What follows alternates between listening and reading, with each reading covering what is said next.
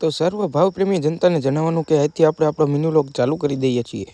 તો આજ સવારમાં હતી કાકાને ઘરે મીટિંગ, તો હું ભાઈ ને પપ્પાને બધાએ નક્કી કરી નાખ્યું કે આજ જવાનું હતું 100 રૂપિયા લઈને માવ લેવા. ના આપણી ફરસાણની દુકાન ચાલુ કરી એટલે આપણે એના માટે કેબિન ભરવા જવાની હતી. તો આપણે નીકળી ગયા હતા હું મારા પપ્પાને બધા કેબિન ભરવા માટે. પછી રસ્તામાં ગીરના નજારા કંઈક ઘટે નહીં એવા.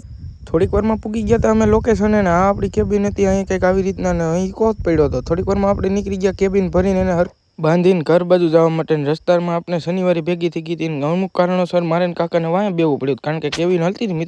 પછી આપણે ઈકોને લઈને જવાનું હતું વાડીએ, કારણ કે આજ રીંગણા ઉતારવામાં આવ્યા હતા મિત્રો. રીંગણાનો તો ટીંબો સડી ગયો હતો. પછી હું મારા કાકા ઉતારવા માંડ્યા હતા રીંગણાને. જય રામા પીર.